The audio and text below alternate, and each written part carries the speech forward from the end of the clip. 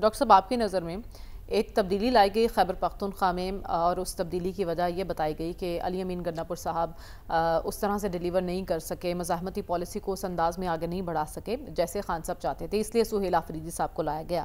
لیکن جب سہیل آفریدی صاحب آئے تو ایک تاثر یہی تھا کہ اب یہ مزاحمتی پالیسی کو آگے بڑھائیں گے۔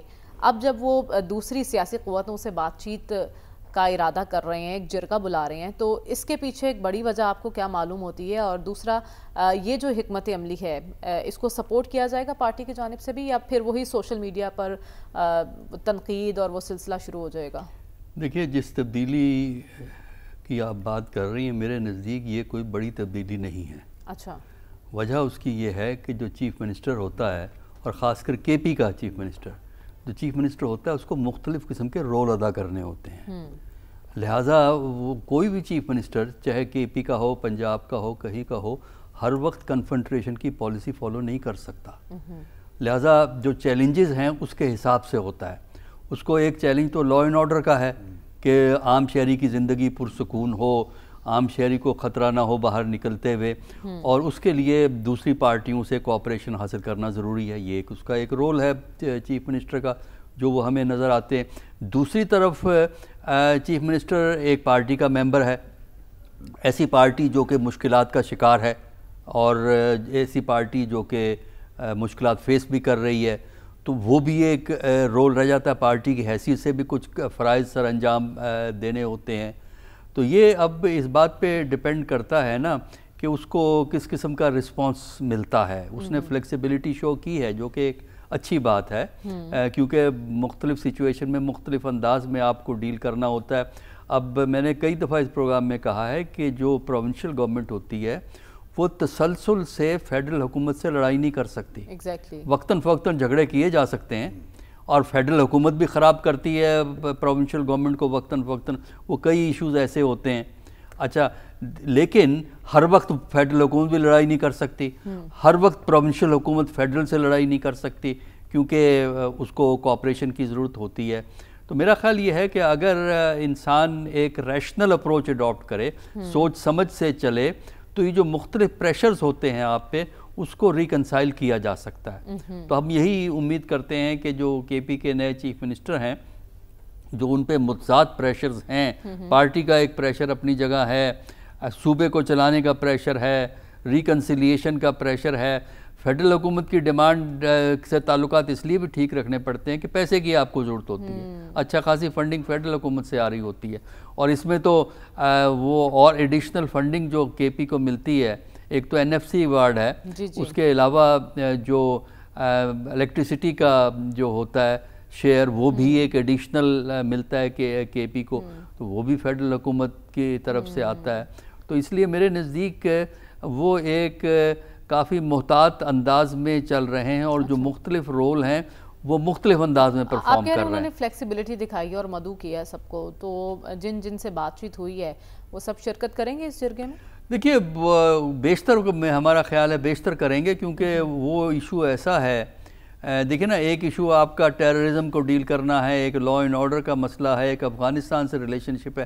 دیکھیے، کے پی کا ایک ڈیفرنٹ ایشو ہے۔ دیکھیے، کے پی کی ڈائمنشن یہ ہے کہ ایک اسپیشل ریلیشن شپ ہے افغانستان کے ساتھ، ان کی ٹریڈ بھی موجود ہے، بہت سی اکنامک ایکٹیویٹی کے پی کی جو ہے وہ افغانستان سے ریلیٹڈ ہے، اسی طرح ٹرائبل ایریا کے اندر یہ سچویشن ہوتی ہے۔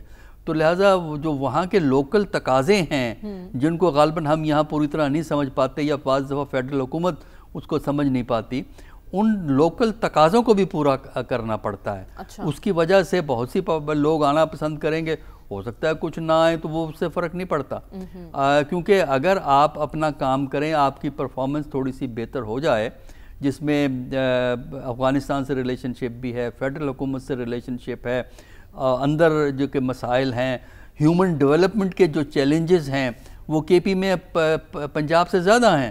آپ ٹرائبل ایریا میں جائیے، وہاں بنیادی سہولتیں لوگوں کو نہیں ملی ہوئی، تو وہ یہ ہیومن ڈیولپمنٹ کے چیلنجز ہیں، تو ان سب کو ایڈریس کرنا پڑے گا، اور اس کے لیے ایک کمپریہنسو اور ملٹی اپروچ جو ہے وہ اڈاپٹ کرنی پڑے گی اگر انہیں کامیابی چاہیے۔ اور میرا خیال ہے کہ وہ اس چیز کو سمجھتے ہیں چونکہ ان کی بیک گراؤنڈ الیٹسٹ نہیں ہے. جب آپ کی بیک گراؤنڈ الیٹسٹ نہ ہو تو آپ کو گلی اور محلے کا پتہ ہوتا ہے. اگر آپ الیٹ ہیں تو آپ کو تو پتہ ہی نہیں ہوتا مہنگائی کیا چیز ہے. اس کو تو اس لیول کے آدمی کو تو پتہ ہے کہ مہنگائی کیا ہے اور اس کا معاشرے پہ کیا اثر جو ہے مہنگائی کا پڑتا ہے اور کاسٹ آف لیونگ کی کیا امپلیکیشن ہے سوسائٹی کے لیے. یہ ساری چیزیں ان کو پتہ ہوتی ہیں. تو میرا خیال یہ ہے کہ جن چیلنجز کا انہیں سامنا ہے سہیل آفریدی صاحب کو اس کا ادراک ہے اور ان سارے چیلنجز کو سمجھتے ہوئے انہوں نے ٹھیک اپروچ اپنائی ہے. ڈاکٹر صاحب آپ کی نظر میں وہ لوگ جنہوں نے پارٹی چھوڑ دی, سیاست چھوڑنے کا اعلان کر دیا, اب وہ واپسی کی راہیں تلاش کر رہے ہیں اور ان کے لیے بھی راستہ تلاش کرنے کی کوشش کر رہے ہیں جو اس وقت مشکل میں ہیں اور پابند سلاسل ہیں, کیا یہ لوگ کچھ کر سکتے ہیں پاکستانی سیاست میں؟ دیکھیں جو لوگ چھوڑ کے چلے گئے تھے, جن 2-3 بندوں کا ابھی ذکر آیا ہے, ان کا باہر جا کے بھی دال نہیں گلی نا. بہت سے لوگوں کی دال گل گئی. تحریک وہ استحکام پاکستان پارٹی کی وجہ سے وہ پولیس کی ہراسمنٹ سے بچ گئے, لیکن یہ نہیں بچ سکے کیونکہ ان کا مسائل ان کے اپنی جگہ موجود ہیں. تو یہ کہ بڑی ڈیفرنٹ کیٹیگری ہے, نہ ادھر ہیں نہ ادھر ہیں. تو اس لیے وہ اپنے انڈیویجول لیول پہ یہ کوشش کر سکتے ہیں اور کوئی اس میں حیرانی کی بات نہیں ہے. لیکن یہ ملاقات گورنمنٹ کی کنسنٹ کے بغیر ہو نہیں سکتی. ہے انڈیویجول ایفرٹ, لیکن گورنمنٹ کی کنسنٹ اس میں ضرور شامل ہے کیونکہ گورنمنٹ تو ایک چیف منسٹر کو ملنے کا نہیں دے رہی. تو یہاں فواد شاہ صاحب نے کہا نا کہ حکومت نے جان بوجھ کے خبر لیک کی ہے. یہ نہیں, ایک ہی بات ہے نا, جب آپ ہاسپٹل میں ہوتے ہیں تب بھی آپ آزاد نہیں ہوتے. آپ کی مانیٹرنگ ہو رہی ہوتی ہے, آپ کی وزٹر ریسٹرکٹڈ ہوتے ہیں. وزٹر کی پرمیشن کے بغیر آپ ان کو مل نہیں سکتے, چاہے آپ فواد شاہ صاحب نے ذکر کیا اس بات کو. انہوں نے کہا کہ جان بوجھ کے خبر لیک کی گئی ہے ملاقات کی.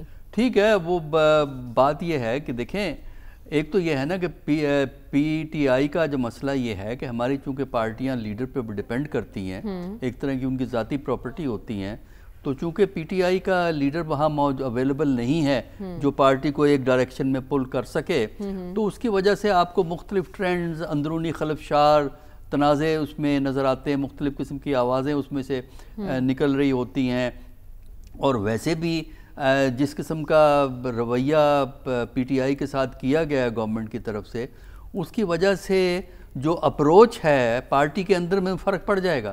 کچھ لوگ کہیں گے کنفرنٹریشن ہونی چاہیے, کچھ لوگ کہیں گے نہیں ریکنسیلیشن ہونی چاہیے. اور یہ مسئلہ آپ کو ہر پارٹی میں ملتا ہے.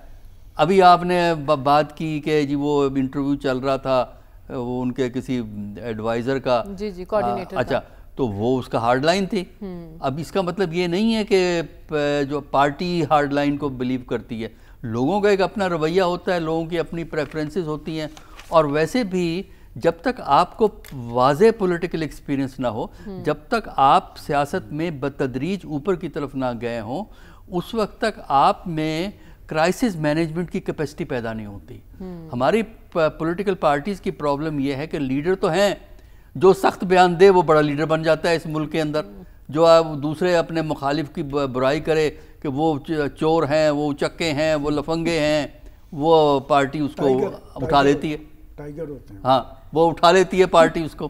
تو لیکن اگر آپ نے پولیٹکس سیکھی ہے اور آپ پولیٹکس میں گریجویٹ کرتے ہیں, شوٹ نہیں کرتے. گریجویٹ کرنا یہ کہ بتدریج آپ اوپر کی طرف جائیں. شوٹ کرنا یہ ہوتا ہے کہ آج آپ پتہ ہی کچھ نہیں, کل آپ جو ہے نا پرائم منسٹر کے ایڈوائزر لگ گئے. آپ کا جو دیکھیں میرے نزدیک جو آپ نے جج کرنا ہے نا کسی ایک کیریئر, اس کا سی وی پڑھ کے دیکھیے. ٹھیک ہے, وزراء کا جو کیبنٹ کے ممبران ہیں ذرا ان کے سی وی تو پڑھ کے دیکھیے نا, آپ کو پتہ لگے گا کتنا ان کا پولیٹیکل تجربہ ہے. اب جتنے لوگ ہم دیکھ رہے ہیں حکومتوں میں اور وزیر اعظم یا وزیر اعلیٰ کے ارد گرد, وہ تو ایسے ہی پیراشوٹ ہمیں دکھائی دے رہے ہیں. ہاں, زیادہ تر یہی ہوتا ہے. اسی وجہ سے وہ مسئلے حل نہیں کر پاتے. وہ ٹف پالیسی لے کے یا تو اپنے لیڈر کی مدح سرائی کریں گے یا اپنے مخالف پہ دنیا جہان کا گند اچھال دیں گے. اور انہی بیسس پہ وہ آگے بھی آتے ہیں اور پرومیننٹ بھی دکھائی دیتے ہیں پارٹی میں.